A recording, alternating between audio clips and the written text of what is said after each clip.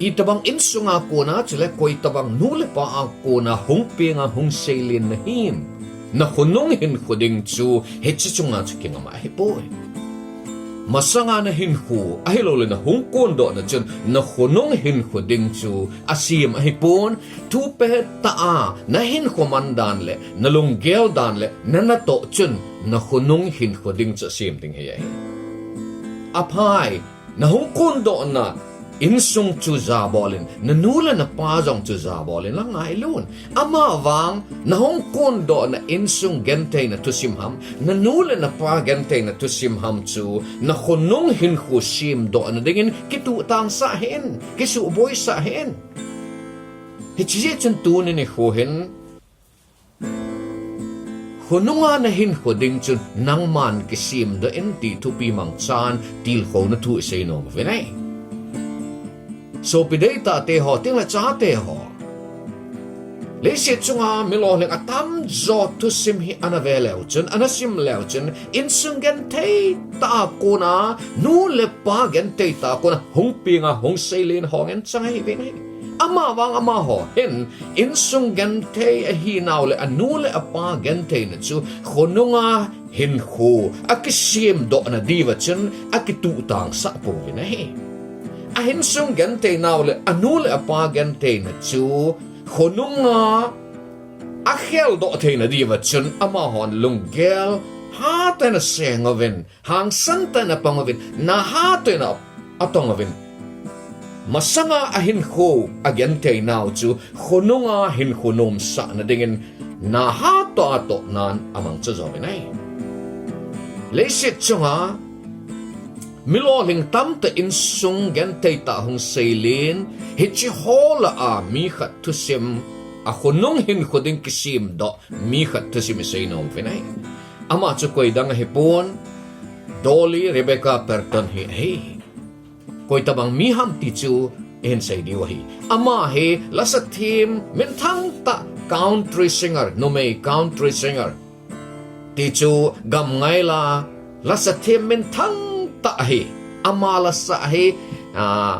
mizo sin angay nom ti te hi a ozang hi nge te ma team ring ya hi ahi lama hi insung gante ta ako na hong seli na hi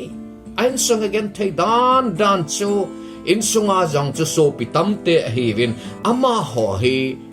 mi som lani hi wa hi so pi som lekhat ama ma som lani ai chala again te dan chu room atum tuma zongi na dinay law anule apap ma som lani som la tum som lali achate anule apap ma hitche ho zo se chu room khat se a chu gi khom ji ai chala apa again te dan chu mi ina kilo anatong zi ni khotha kilo anatong zi hi hinla apa mi gan tay ta hi wangan aji at sangay lu tay ta hi ama hin mi ina na ato na hin anato na ho chun suan ane sa ajiben suan api jiben ai hichi ama na to na suan min api ane sa cho man jong a khe do jin in lang a hin cho jin hichi aman a khe do chu a chate ane sa ki na lai nei yamatile na tong ngay chu gilkil deng ahi na bona o ne chai te ama wang chate angai lu ji a chu ne chai lawa su anding amin api chu ahin khen do ji a in lama hung ting la ting a chate chu hoppi a ne sa ji ai in song again te dan chu ni khat jong hi Dolly hi achile awale na hin akeng an kasu khan akeng pa chu ipitil him ham khanen thi him ham khanen molhim ham khanin ahin at pile ai de du sing ai le in langa hong kile na hele athia kai jeng jung ding ai la nu le pa chu mi gen te ta hi ji chun lo ina jong puina ding sum le pai nei lo ji chun anu le pan lo ho po chu nu pi in ama ten ai chu khui mat angai ji chun aman aki khui mat in achanu keng ai radi di chu ama ta in anu a khui mat in ai aji chu lo ina puina ding sum anei lo ji heta bang gante ta in swa hong selin Dolly hi lasa ana lunglut ma mi hi ji chun at sanga kum jang lala sa ji in von asop kum jong le kuang asop kum jong le la he asaji na he a inwa he electric jong lut lo cheteng le tui jong lo tui jong chu pam lama kuna gam lata ga ki kai tu ji we ja he a hen la ama ho in hen radio khat omen na in battery ho cho akicho zo ji vin he che radio ho cho ngai ji in doli hin radio a mi la sa ho cho ngai ji ai le ni khat he aman jong kuang asop pe na la asa lai ta chen uncle bill hen doli la sa chu azatan a hele team asabe se na lunga tong khawalen uncle bill hen gitar khat cho pen he che chen la asaji na he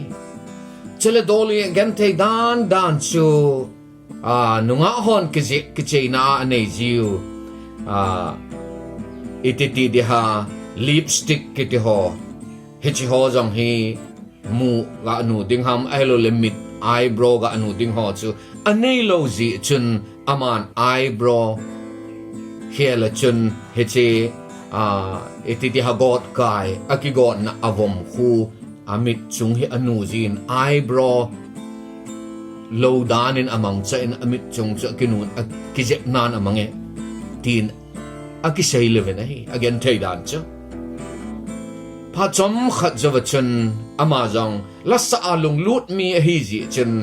he che sap gama Nashville kiti khopi achun amang achi tan la sa dan ho jong ahong kijil to pen heti chen la samin thang ta khat hi ahong hi do tan ting le amana la sa na chun album tam ta jong asimin tam ta zo dain ana omin hi heti chen ama ahong upat zo nung kum som sagi wal mi hi zo nung jing jong chen platform hoi ta chen in la asaji in mi hon angai nom thei le jing na lai ve na hi he chi a cho ama he evet na a hele mi ke dang ta en sung gente na anule pa gente na chu atil tup mul so na dinga akisu mo sa lo ya he dolin en sung chu azacha pipon en sung gente na chu mi anga azacha pipoy ama wang khununga ahin khuding chu kisu mo sa na in amang po na he ang lolin zo pa na hin aman jong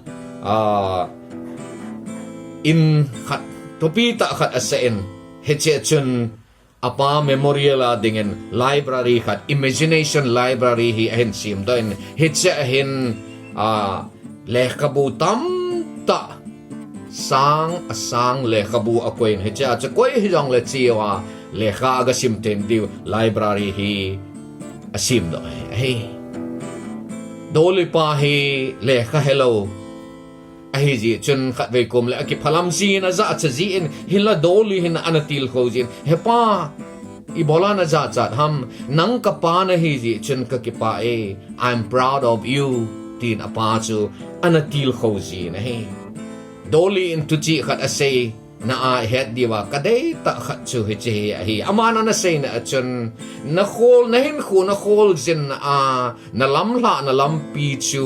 na dei lowa hele lam hla na lam pi aphazo dang ke hen lang he che chun na hin khu lam zo anin tia na sei hi ama hen la hin sa na hin la dong tam ta hin simen he ama la sim hi sang azagup lamzen hila ahin sim dain hi chiting la album jong tam ta sim dain ting la sa thep ji a ki pa man jong tam ta anamu hin ki pa man award anamu lam chom mi chom in platform chom in ki pa man pi hi da le som nga le thum hil alingin hi doli pardon insung gante ta kona hong selin hizong le aman en sung gante na chikisu mo sa lovin tuni hin leisi chunga country female singer mintang pen loy la akhat nin ahong pang thai ta na hi na insung hoylay insung ahong silin na him. Ko'y tabang nule pain na hinham, na insung gantay na le, naway sat na le, nahasat na tsu kisu mo sa alawin. Hinkho patetsan mangin lang, lunggel patetsan mangtsain lang, nahato intongin lang, natup molso tay dingguin. Na Khonung Hinkho ding tsu nang matain Kisem Doh.